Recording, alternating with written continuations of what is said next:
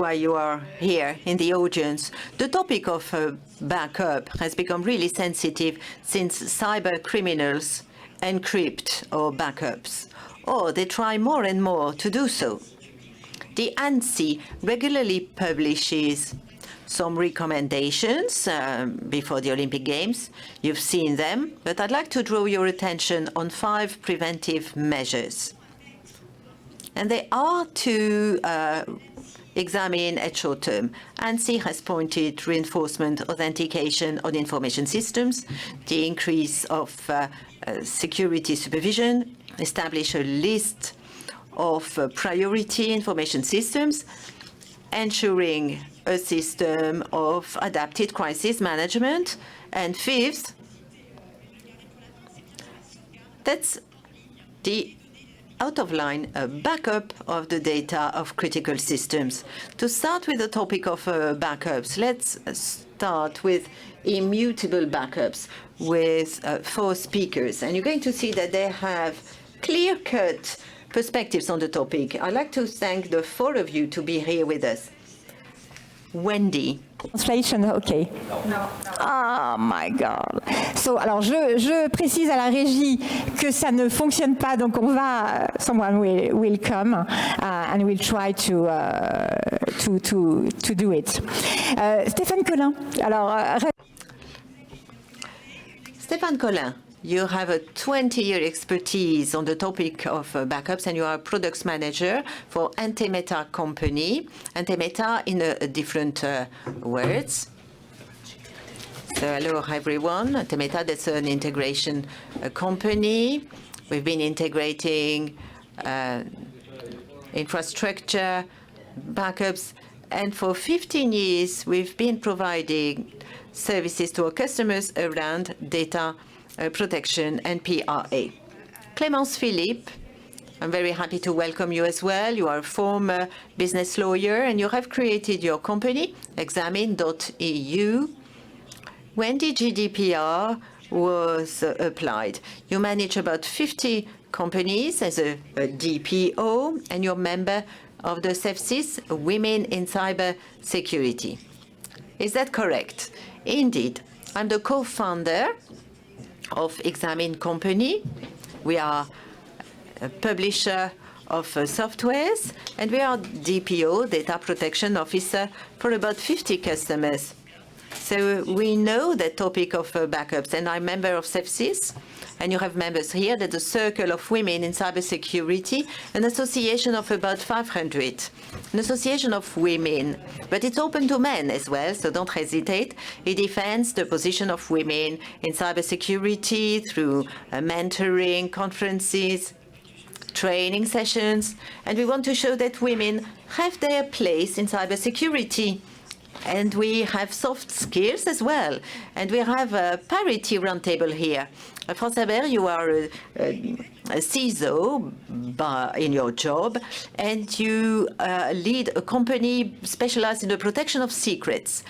I'm a chairman of BECOMP. We are a company of Swiss law. We're there to protect strategic and tactical assets. And that's maybe why I'm here around the table to discuss how important a backup on sensitive protection can have. Wendy Chin. You have an extensive background in enterprise IT and operation, such as Pfizer or Siemens, and you are the co-foundatress of a company called PureCypher. Yes. Can you tell us a little word concerning your company? Hi. Is that working? Yes. Okay. Sorry, I can't speak French. Oh, it's working now. Oh, good. But I'm speaking English right now, so I don't need to listen to myself. Really nice to be here. I started my career at Bell Labs, so I love technology. Right now, I started the company called PureCypher. We focus on building solutions to ensure data security, so to avoid data poisoning. And we're also working on solutions that we can minimize attack surface. And so at this section about immutable backup, I would like to talk a little bit more what are the solutions that will complement immutable backup. Okay, thanks. Avant de commencer cette table ronde, j'ai une question pour vous. Before starting the roundtable, I've got a question for you in the room, and you'll have the possibility to ask questions. Use that opportunity. You have 4 experts in the room. Who is reviewing their backup strategy? From the audience, can you wave your hand? Okay, well done. The others, well, that will be for just after, but it's really a pleasure to see that it is a topic. We're going to start the roundtable with the immutable backups as a topic of resilience within the company. Let me start with you, Stéphane. You come from the world of backups and the infra world. I'd like to know your point of view on the backups of these last 20 years, because it is indeed your topic all along your career. You've seen a tipping point in 2010. Backups became less important within the CISOs. Is that right? Indeed, when I started my career around the year 2000, one of the major points was to start implementing some backups for data. And we always had that idea of the capacity to restore, and we had the image of our luggage. And in 2010, there was the arrival of virtualization, a snapshot and that kind of thing, so that the magic of virtualization, the magic of storage made backups less important. There was a big blend between the continuity plan and PRA, so that's not that we had less work, because we still had so many solutions of backups, but we were fighting to be, I wouldn't say legitimate, but to have people understand how useful it was. We've gone a little bit backwards since then, and these last years we've been progressing, developing, proposing solutions to become totally legitimate. And that's why we are present here in the forum. And we install infrastructure, backups for our customers. But in the end, we did not deal with cybersecurity as such. We surf a little bit on the wave of cyber resilience, but we are here because we are legitimate due to our experience, an experience of situation of support to our customers, and also our ability to understand how to set up a business continuity plan. So the tipping point was there in 2010, and then we had the cloud, the magic of the public cloud that requires no protection because it is resilient. Again, a tipping point is coming, and for some time, customers have told us we have native uses, the normal systems. We won't mention any public cloud provider, but they provide the resilience that is necessary. And I've never had as many projects in the last years than on public cloud. So indeed, many variations and the legitimacy of the job around the backups. And there is a need to prove that our service of protection is totally relevant. And for the cloud, responsibility, data protection is first of all in the hands of the company. We should not forget that. It's a major topic. France, as a former CISO, I can imagine that you agree on the vision of the cloud as presented by Stéphane. Haven't we lost the right reflexes in terms of cyber resilience? That's a good question. We've lost good reflexes because the cloud is a promise. And so some people saying, well, it's safe, it's resilient, I have no work anymore. Maybe we've lost that habit of being a good father to manage our assets. And I agree with Stéphane. But the challenge of backup is a bit different for us. You sell an associated service, you make sure that the promise is met, but we ask for a promise. So we all have a backup that works, and whenever there is a catastrophe, we notice that the backup was not the right one. That has happened to most of us. And we've noticed that there are two challenges around backups. It costs a lot, and the real price ESNs don't have it, because if it's too expensive, we won't sell any volume, and it's interesting to sell volume rather than storage. So we sold storage without being expert to people who were no expert either, so that the backup was not working. And second, backup is full of constraints, and it's hard. We need to check it every day, to log to every day, to test in an ongoing way, especially when the threat of crypto is really present. And if we do no check, because we believe that it's not useful, then we are in danger. All companies that had suffered from a crypto and that had an immutable backup, they left very fast. Those who had no good backup, but we thought they had one, it cost them $22 million per device. So financially, it's very expensive, and from a human point of view, it's also very difficult. So it requires a lot of rigor. You need to be trained. And our work is to know nothing in terms of technology, but be able to prescribe what is necessary. So if you are a publisher or constructor, that's often a mix of two people who know nothing, and that works well. If you put all of your eggs in the same basket, you are in danger, especially in terms of backup. And our positioning today is to encourage people to compare. And we're there to follow social engineering so that things happen well. And if you empower a subcontractor as Antemeta, you need to make sure that you understand what Antemeta does so that we are sure that the value proposition is good. Indeed, social engineering is your major topic, and we'll come back to it later on in terms of the human factor. Wendy, you have a long experience. I do get the translation? All right. So Wendy, you have a long experience of IT and business operations in major companies, but also in startup. What's your point of view in terms of immutable backups to make sure that we have the resilience of data?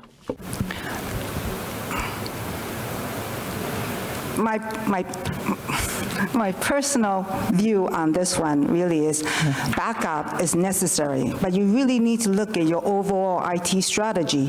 What's your business continuity plan? And from there, what is the backup strategy? The backup can be immutable, but that's just one part of it, because garbage in, garbage out. If you back up, immutable backup, bad data, which quite often we all have a lot of bad data, then you just end up spending a lot of money. And when you bring it back into the environment under certain disasters or ransomware attack, you are still backing up bad data into your environment. So I really look at immutable backup as one strategy for you to have a better continuity plan. But you also need to look at how are you going to ensure the data are good before you back it up. And so at the end of the day, really, what is your company's recovery point objective and recovery time objective? And do you have multiple locations for backup? So immutable backup is just one piece of the overall IT strategy that you need to answer.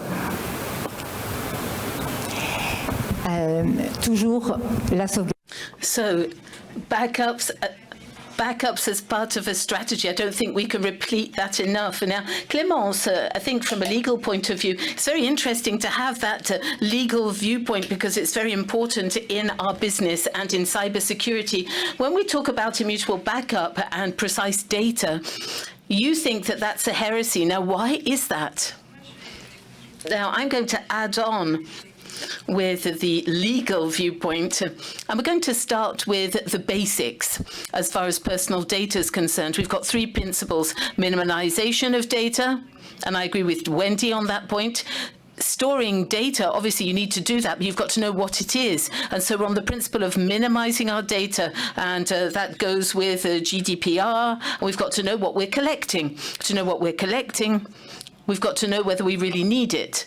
And then if you say, well, maybe I might need it one day, and that's something that everybody does, not only in France, we don't like that, and the CNIL and all of the European authorities don't like that either. So let's start with the basics, and I agree with Wendy. Let's look at what we've got. We've got to have good and bad data. Do we really need to keep the bad data? And we've got to see where we're going to leave that, because if, for example, you change your managers, your information system director, etc., And if all of your data strategy isn't updated, you won't know where your data is. So you will have spent a lot of money for backups, but backups of data that include personal data and data that you don't really know where it is. So that's complicated. After that, we've got the fact of, okay, maybe I need that. There should be a duration for keeping data in accordance with the purpose. So for human resources, for contracts, for marketing. And for marketing, we've got traceability of agreement, and there is quite a lot of legislation on that point. And so we've got to look at the duration during which you've got to keep the data and who is going to delete the data at the end of that period. We discussed that this morning with Stefan. That's the second point. And then the third point in regulation concerns the transfer of data. You all know about the Cloud Act, the Data Privacy Framework, the obligations in terms of securing data transfer. And when we're talking about immutable backups, then obviously, as an ex-lawyer, I'd say no, but immutable doesn't mean perpetual. What it means is that you know where things are kept.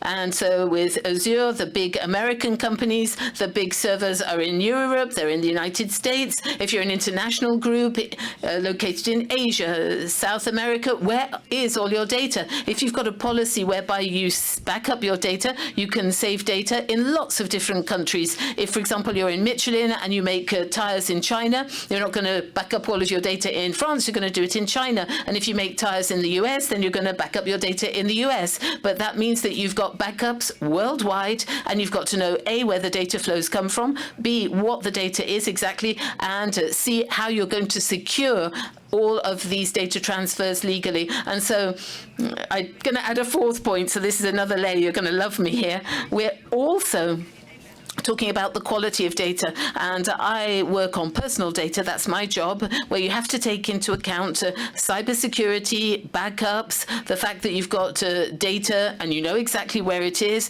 but you've also got to know about the quality of the data, because we've both got the question of controls, which isn't that important in comparison to ransomware and cybersecurity. And then, as we like to do in our normal lives, we've got to have good rules of hygiene. The cleaner your system is, then the bigger the value of your company afterwards. Now, Stefan, earlier on when we were talking about that question, you said to me, yes, but you've got to think of that idea of structured and non-structured data.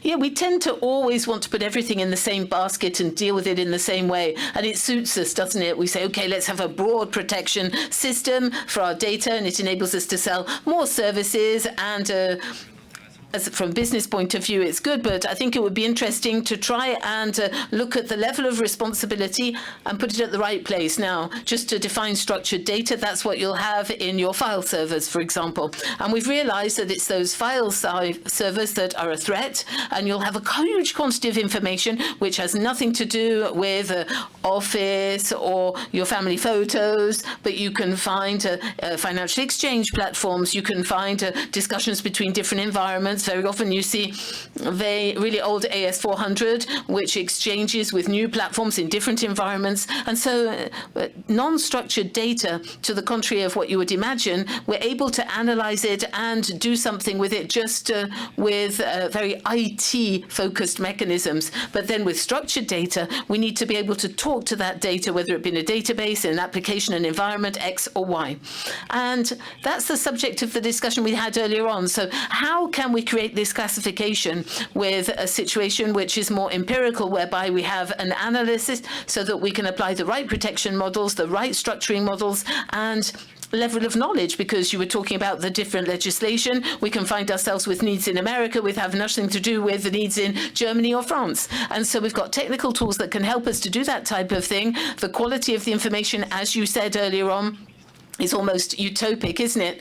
Unfortunately, that's the situation. And so I can understand the point of view whereby we say, yes, we really need to have a rule, we nearly have to have a structure with a guarantee to say that certain data shouldn't be kept, certain data shouldn't be kept in an immutable way, but then we should have that life cycle, which isn't that easy to put into place or identify. We've got the technical structure, but at the end of the day, we're just a tool, and that's what you said earlier on as well. And so we've got to be able to prove, and our objective is to give top quality with regards to the probability of what we've done and what we've implemented, whether it be for the immutability it's up to you to find your own definition. We'll come back to that because you were talking about definitions. We had a debate on that in cybersecurity, the semantics are important. Now I'm going to give you the definition. It's a file which cannot be modified or changed.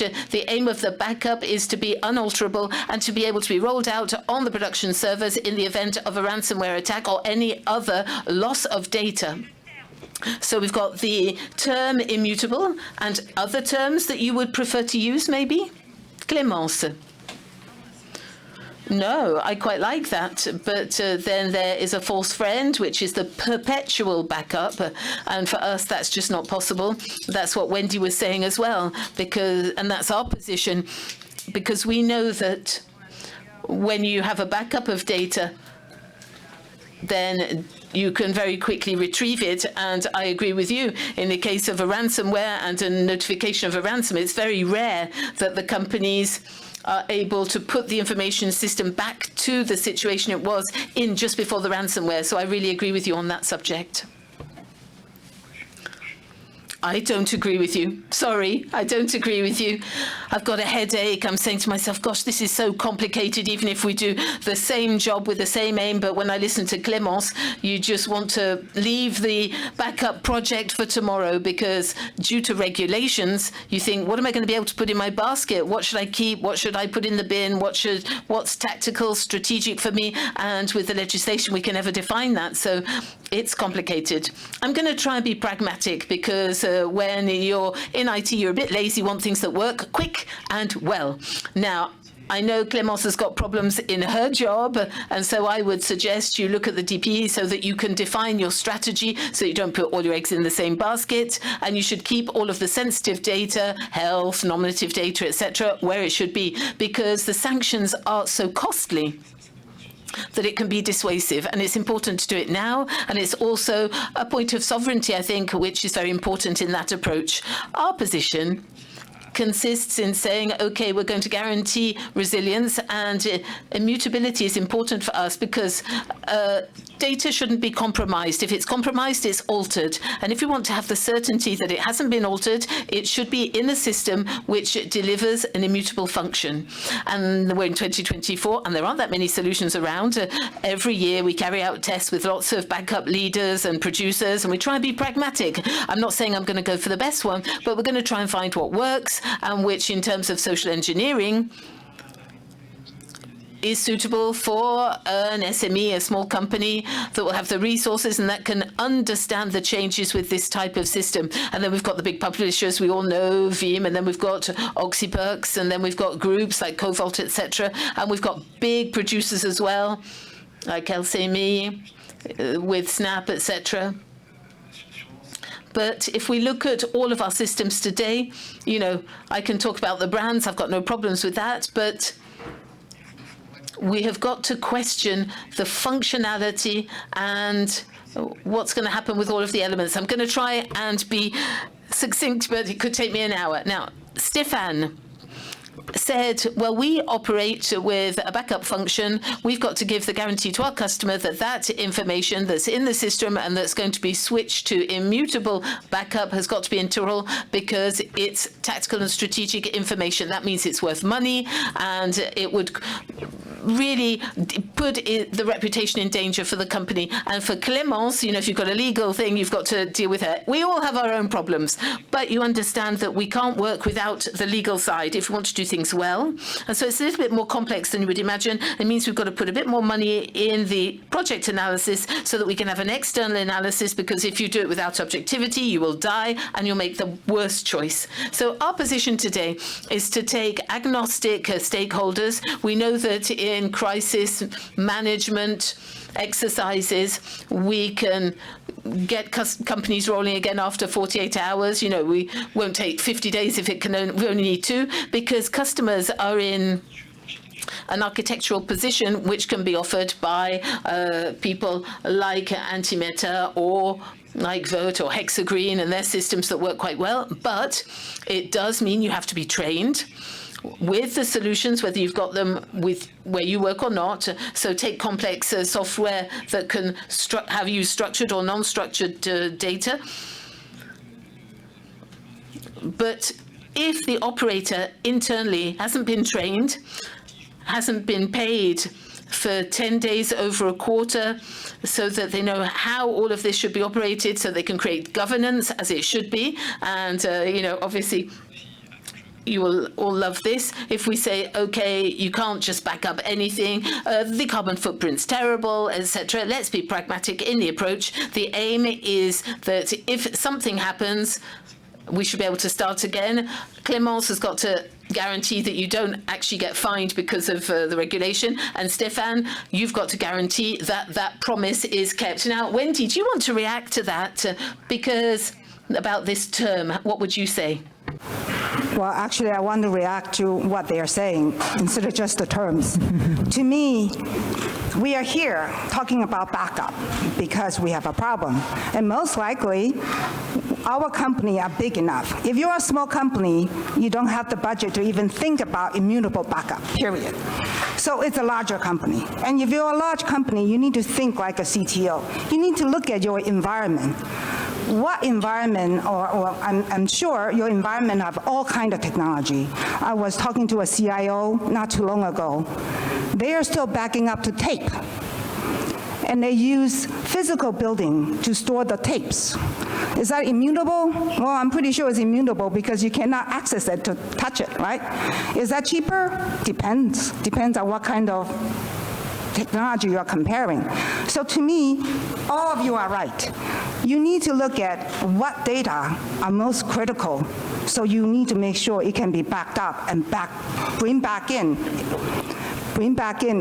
turn there's a cybersecurity attack. Sorry, yes, thank you.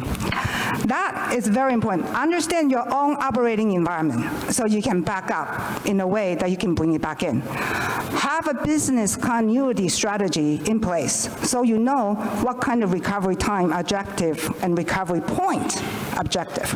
They are very different things. Recovery point allow you to look at how many months ago, how many years ago of backup is when I want to bring it back in. And you don't want to back up all the unnecessary data, obviously. And so understanding your data is important because you want to make sure you are compliant to the government regulation. If you're in a business doing advertising and you collect personal data, you need to make sure you don't back up personal data for years and years. And so you need to have a retention policy in place. So these are the things that you need to really look at in terms of how do you back up your environment, because the key about backup is so you can bring it back in case of the problem. The backup is not itself, oh, I backed it up, so everything's okay now. The backup is in case something happened to your current operating environment, you can bring it back in and you can get back to business very fast. And so all of us are correct in some sense, but I think you need to look at your individual company, individual needs, and take what we are saying to come up with a strategy that works for you and your budget. Ça, c'est le pragmatisme à l'américaine. That's American pragmatism there for you. Now, having been around the table and had your opinions, let's now look at the main subject of this meeting, which is what's brought this big audience. How can we secure these backups? Now, Stéphane, the subject is just the beginning of a whole process. Don't you think it's the whole information system that should be worked on? Because when we talk about having a sanctuary, I think it's very important for this subject. Yes, now we do use stronger and stronger terms, don't you? And, that's good with regards to the different needs. And now we defined this with a term which enables us to guarantee that we have separated the scope of responsibility. Now, we were talking about being pragmatic, and I think that's very important because we have got so many things that surround us, that we've got to put a little bit of people in the center of this. We've got to guarantee that people have put into place an organization which will enable them to separate the perimeters of responsibility. If you've got someone who, for example, has got the keys to the truck, the IT truck, and is able to delete data, have delete backups, even if there's an immutability, we know that there are people who can go that step forward. And what's interesting in this separation of scope is that not everybody should have all of the rights and all of the capabilities. Now, we believe in the service manager model, so you give to a third party the services for backup rather than having control of the whole system, and that's the type of thing that we would recommend. But within a company, whatever the size, this separation model is already a very good start. Now, it doesn't mean that afterwards we shouldn't use all these technologies. We mentioned lots of products, whatever they may be today. We could talk about Veritas, all of these players today who have put on the table technological resources and means, and who today have become obligations. It's up to them to give us a solution. You were talking about immutability, that's compulsory. You were talking about encryption, that's compulsory. You would talk about separating the scope of responsibility. Why should you work as an administrator all the time? It's almost as if systematically you were the master of all actions. Well, no, you've got to separate the scope of responsibility, and the operator and administrator should be separate. Now, to say that the whole information system should be sanctuarized, yes, why not? It's something we've started. Now you've probably seen all of the different fortress technologies, yes, which have come back to fashion. Yeah, it's part of the changes, and let's go back to simple foundations. Let's define the perimeter of responsibility. Let's make sure that the backup infrastructure isn't exposed as it was in the past. More and more, we're talking about putting the backup infrastructure in bubbles. So a sort of trusting heart, if you like, so that in the future, if there's a human error, because very often an incident isn't only a cyber attack, it could be a human error, we've got to guarantee that this human error won't spread, or if there's a cyber attack or a mad friend even. Yes, you mustn't forget the internal threat, because it's something we hear more and more. Yes, obviously. And so I think that we've got to be pragmatic, as you said. We've got to have the right resources and means. But let's trust the publishers, the manufacturers, to give us the type of solution we need. Not blindly, but let's implement the right technology in the right place. And I don't think that today there are any bad players in this type of service. But yes, you need skills. Yes, you need to have a good hygiene in terms of security, and that could mean that you need service contracts, but also best practices within the company. Wendy, what is your opinion? We heard somebody saying that you had American pragmatism, but what do you think about sanctuarization of these backups? With AI, it's really getting scarier and scarier because it can do anything. It can do all good, it can do bad. So I would agree. If you can, I actually even think the way we compute need to change. We went from mainframe environment to a distributed environment. Access is everywhere, so you can access any little point, and then you can insert viruses and insert any bad things, and it can propagate to the downstream points, right? So if you actually containerize, like what Stefan was saying, put a bubble. Is that what you mean by centralized? I'm assuming, right? Put a bubble within a backup capability, then you can at least, whether that's immutable or not. Well, when you put a bubble in there, it's generally immutable, but it's not the kind of immutable technology we're talking about, I think. So if you do something like that, it would be a lot safer. So I believe the operation will change. You will have containerized type of computing that's safe, that could be able to give you secure transaction with a lot less access point, which that including backup. Thank you, Wendy.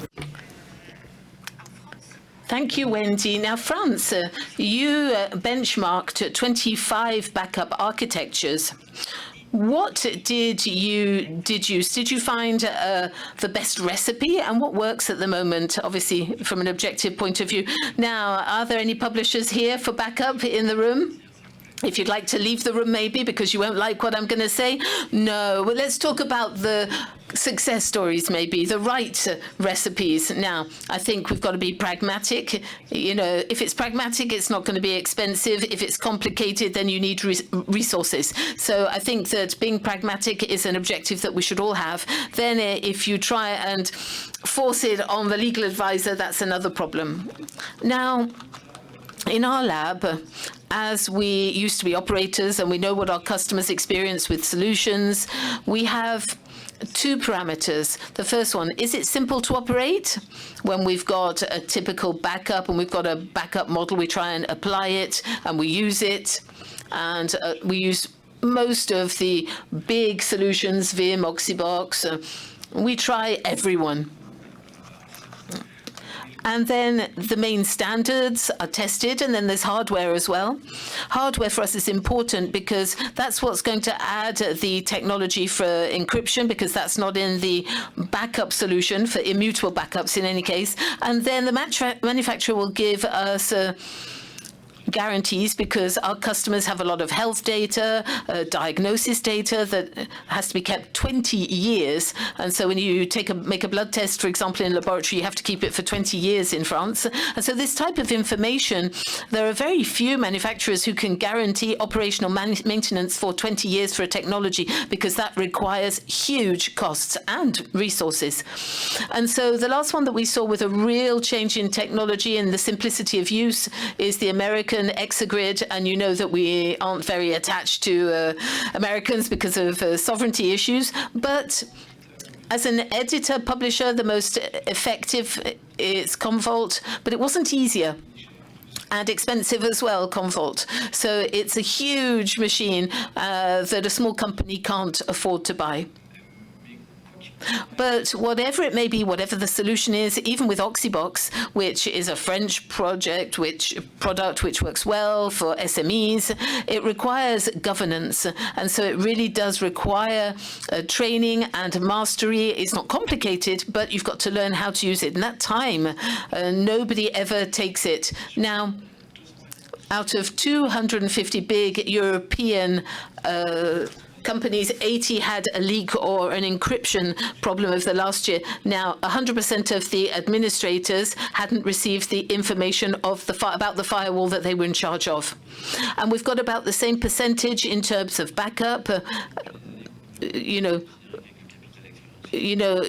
Most people are only trained on their capital experience, so there is intellectual poverty in terms of the training that's provided, because people provide you with almost like a major aircraft. If you pilot a firewall, you know there are 85,000 rules to learn. The manual is more complicated than learning to fly a Boeing 737. So I don't think, unless somebody's been doing it for 30 years in this room, I don't think anybody's capable. And so resilience, if it's technological, at the end of the day, because for most of the backups, they are encrypted, and we look and see what happens in the server. And if you put everything in, if you look at Vim, for example, you've got a false bot that's walking around, and you can see that there are problems but in truth, there are false bots that are so well written that they can't be identified.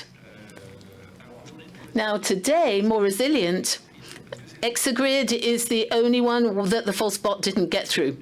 But that's the one that seems to be working well. You can put any software in it and it will more or less exist. But I'd like to repeat that it's training. You've got to invest in training, and companies don't want to invest in tech because tech changes. If we train people, then they'll leave, they'll go elsewhere because they're certified. It's very complicated, especially in France. It's not the case in Switzerland, Germany. Somebody who's technical, trained by their company, they stay with their company. In France, somebody is trained and then will go and try and earn more with the competition. And so it's a mindset, really.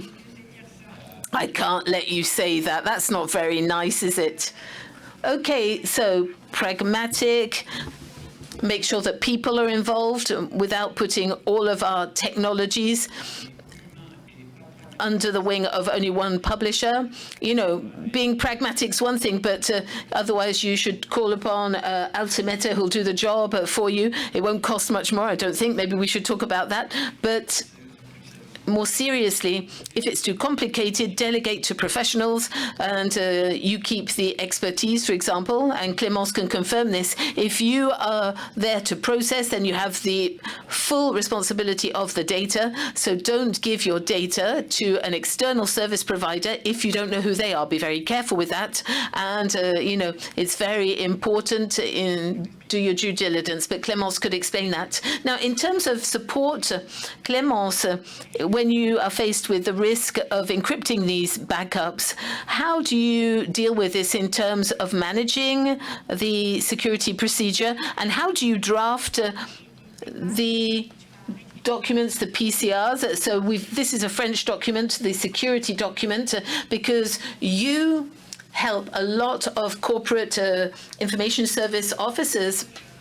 Well, yeah, I have an advantage over my friends is that I only understand about a third of the words that you're saying. I'm a lawyer, and I was a lawyer because I was rubbish at maths, so I don't really understand what you're talking about. Now, for me, we work with lots of big associations, corporations who don't necessarily understand what you're talking about. That's why we work with them, because that way they give the right solution. And our aim is to say, okay, we've got human beings in front of us, and I think 85% after lockdown was the figure that we had in terms of human faults. So we have training with regards to GDPR, cybersecurity.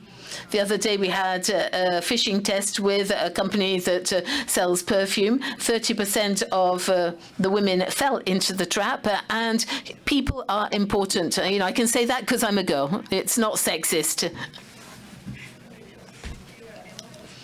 Now, I'm going to take a position of a small or medium-sized company, not key accounts. So we write, and we're lawyers, we're there to write procedures. And so we help companies to create ISO security plans and activity plans and quality insurance plans for their security systems. Why? Well, because, as you were saying earlier on, with developers and in IT, everything is very expensive, and people are worth money as well. And so they're quite volatile, and that's the market. And so when you write something, there's a form of memory, something that stays. We like to have traceability over time. We like to see what's happened over time. We want a company to last over time. And in order to do that, you have to write everything down. So if someone leaves, it's written down, you know, everything that he did was written down, and the procedure's there for the next person who comes along. And so for ransomware, if your information system is blocked, then you can't go and have a look at it. So the advantage of writing things down and printing them, it's not good for trees,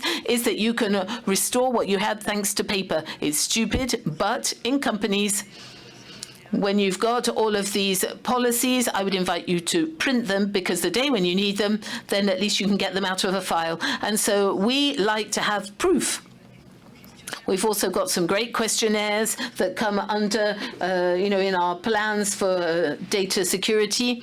And we're going to have more and more in the future. And the fact that we've written things down proves that we have a certain methodology, and it's a proof of good hygiene, of best practices. And if I come back to the whistleblowers, be careful with whistleblowers.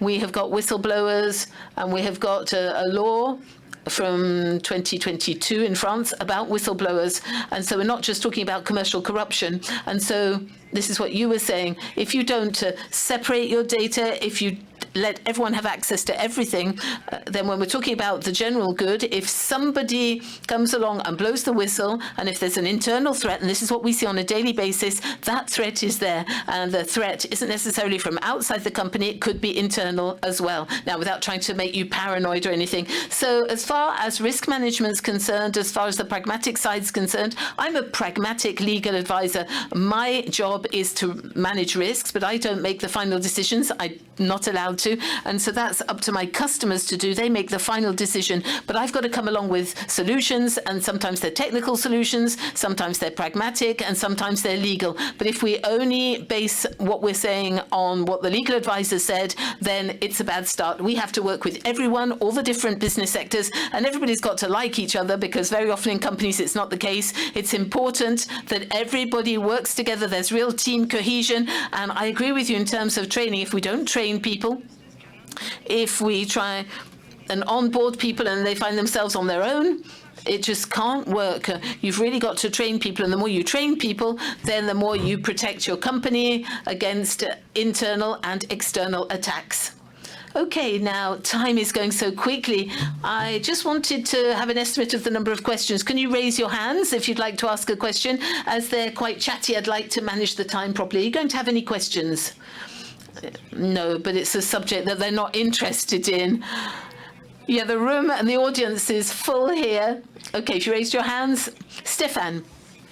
Now, forensics that you wanted to talk about earlier on with regards to backups. Yes, we're going to deal with it from a different standpoint. Very often, we have very big expectations with regards to backups. We've seen so many solutions which try and provide a solution which is cross-cutting, cross-departmental, very broad, which guarantees that we will give you back information that is clean and ready to use, which in itself is the maximum expectation that you could have. There are other visions which say, okay, we've got a volume of data, servers, information, we'll give it back to you in a state whereby it hasn't been corrupted and it's not unclean. So we'll go back in time. And the reality is that we don't do that. We try and lose as little data as possible. And when there is a major attack, whatever it may be during a crisis situation, we don't believe in the model which says we're going to give you data, retrieve data which has been cleaned. What we try and do is ensure that the backup tools stay in the right place, even if we can see anti-ransomware, we can see lots of different collections, and lots of different cyber solutions. At the end of the day, that's not what we're asked to do. During these actions, if in the future there's a cyber attack, we try to position ourselves as an efficient tool that can retrieve and restore data. That's an important point, to restore the information that's needed. The capability to make available as quickly as possible different versions of the information, because the information that we found at 1720 isn't interesting. If you want to retrieve the full scope, it's maybe what was available at 1710 or 1630. And that's where we can position the technology. The technology will bring us things that are extraordinary. We're talking about counter-user protection, which means what it means. So it means today we are able to protect the information continually, but also we can have a journal which will enable us to take the information at the right time and put it in the right place. And during these reconstruction periods, we need to have efficient tools, and that's where we want to position ourselves. We want to be effective, fast, and we want to guarantee the information that we can retrieve, which can be cleaned afterwards, because systematically we'll inject script and tools to clean the information so that we can get a minimum loss. And I think that that's an extremely important point. We don't want to mix up all of the subjects in the tools. There are some very effective ones on the market, but in reality, whatever the tool may be, I'm not asked do people really want a backup that will guarantee against the ransomware risks? Now, I'm talking about being pragmatic, and we will have said this word a lot. I think it's the key word. We realize that let's use the tools that we have and use them for what they were designed for. And let's not try and wait for the miraculous tool or a miracle tool with the best consultant in the world. Let's leave the right people in the right place. There is a correlation of information. Backup is something, and forensics is your legacy, your past. If you don't know where you're from, you don't know where you are going to. And that works as well in information systems. A company that has a difficulty resumes very well when the whole legacy is available, when you can replay the whole activity, when you know which minute, which day the hacker has been there and started compromising the data system. So you can resume from that minute, from that day. And for that, the logs of your firewalls, of your activity on the AD, on the annuary have to be perfectly tackled. And little tip, that should not be put in the system backup, they should be put elsewhere. Because if they are not available, we can use the data without the information system, rebuild a story, tell you how to resume, tell you what signature you had, or what kind of phishing or whatever, and where the compromise comes from. Because if you resume without knowing that it's a false bot, then in the next minute the hacker is still there. Yeah, that's really major. And the log legacy is part of the data. It's no data business, it's resilience data and security data. And then you need to check with the colleagues from the other departments about the restoration time, because there will be some forensics Wendy, a reaction on that? Actually, I think I would agree with Stefan. You will have to separate the role. Backup, the purpose of backup, you need to clearly define. Is it bringing back the data so you can operate right away? If that's the case, you need to, and you are subject to a cyber attack, then you need to know at what point the cyber attack started. Then you can bring back before that happened. Is that immutable backup? Not necessarily. You just have to have a really good backup to tape. That's okay too, right? You know it hasn't been tampered with, so you can bring it back in. So the backup strategy really is just what exactly are you trying to back up? That is the most important. And the panel says immutable backup, the ultimate solution, and I would think that's not true. It's one solution. That's my opinion. Merci Wendy. Alors, vu le Thank you, Wendy. Due to the number of questions ahead, I'm going to ask you a last word, a conclusion word, maybe a piece of advice, a vision, a reminder on the strategy to adopt in terms of backup. Wendy, can we start with you? As I said earlier, the strategy for backup is understand your data, the most important data, not just all data, and understand your retention policy, which is regulation. Certain financial require to be backed up for good, for 7 years or 10 years. Certain personal information, you can only back up or you can only keep for so many years. So once you have those understanding, then you can come up and based on your budget and what's available tools. And of course, personal thing we mentioned, right? Training. The problem with IT is everybody give you a solution, and they all require you to learn how to use it, which is horrible. We should really make sure the vendor who provides solutions give you one operating manual that has everything, which Cisco has a lot of storage. So anyway, that's a separate. So basically, what you really want to do is understand your data, the most important data, understand the retention policy, understand your budget, and then figure out what to back up. Immutable backup may be okay, but for a certain period of time, and it's very expensive, and it costs a lot of storage. So you really need to decide if you want to use it that way, at what point you want to stop backing it up into that. Et pour comprendre ces données, and to understand the data that we're going to safeguard, we need to work with the other departments of the business to know about the critical data. And it's sometimes complicated to have people understand that not everything is critical. Frank, I don't agree with Wendy so much. For me, the solution in cyber goes towards immutable backup, even if it costs a lot. But though the costs have been divided by 10, there is a strong inflation on these systems. If I had a major word to say, that's come and see me.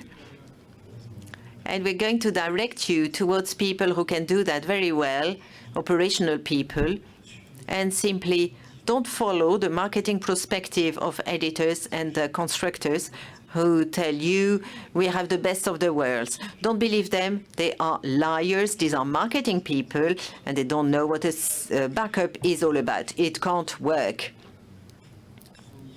So we need you to get some outside advice, to listen to experts, not necessarily your SN, maybe others, but take a real architect of data backup.